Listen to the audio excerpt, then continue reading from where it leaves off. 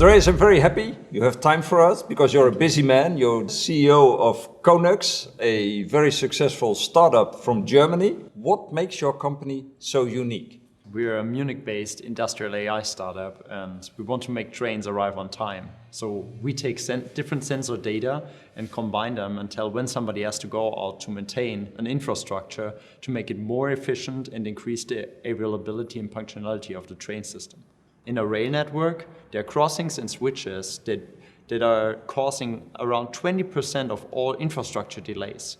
So there, we tell when somebody has to do a grinding or a tamping action to ensure the availability of the track and the functionality of the train is actually right. What is the key element for your success? The key element of KONUX success so far has been the great ecosystem in Europe. So we have great partners like AIT Digital, we have great investors, as well as access to great talents from different universities out of Europe. I talked to a lot of people and they have the impression for starting your company, you have to go to Silicon Valley because that's where it happens. It cannot be done easily from Europe. You made it. Can you tell us what made you do it in Europe? And second, what still needs to be improved in Europe to make you move faster?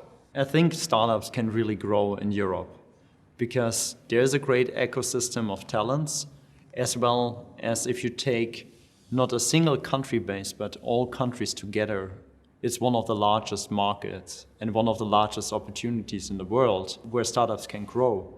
And usually startups should go where the market is. On the other hand, I think there are things that we can improve in Europe.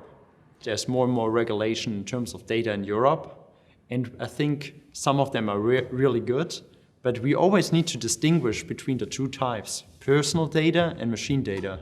And I personally value the privacy of personal data a lot in Europe, but nevertheless, we should focus on our strength and the use of machine data because this provides a great opportunity for Europe.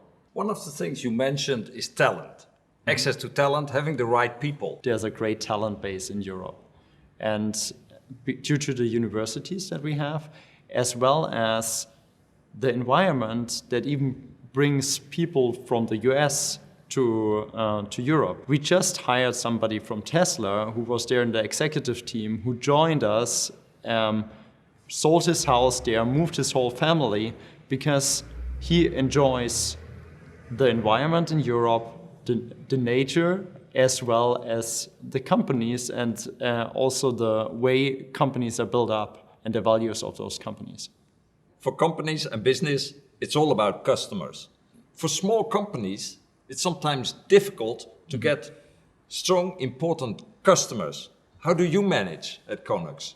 So at KONUX, we were very lucky to find our first customer, Deutsche Bahn, and we were made part of their digital initiative. So we had the support from all the executives, and that was driving the project always forward. And also they took us to other companies that are now our clients, like SNCF or the Japanese Railways. So we were very lucky that we found the right names and the right contacts. But it's also important that you just hit the right time and be of strategic value for your customers, because otherwise they won't be interested. You are scaling up to become a true billion-euro company. You will have a few steps to take. How are you going to do even that in Europe? I think to become a global market leader out of Europe, we will have to further grow in terms of new applications, but I think there's so much room to grow in Europe due to the big machine database that we're having with all the industrial companies here.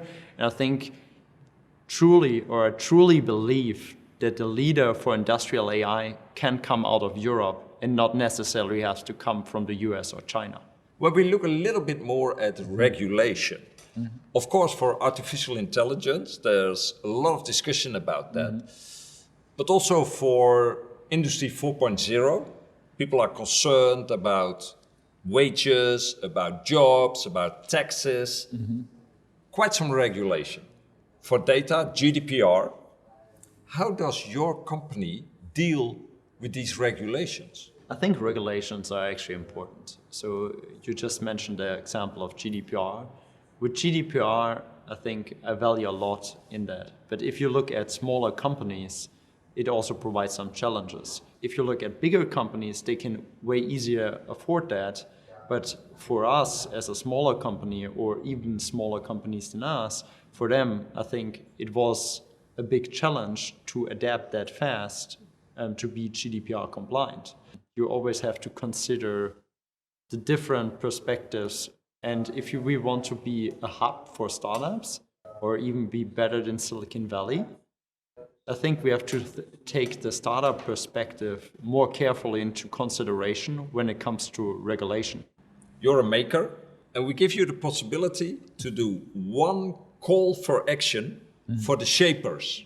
What would that be? My call to action is definitely that we think a little bit different about our data policies to enable one digital Europe and enable that for machine data, because that will create such a big opportunity for so many startups and will be so good for our ecosystem.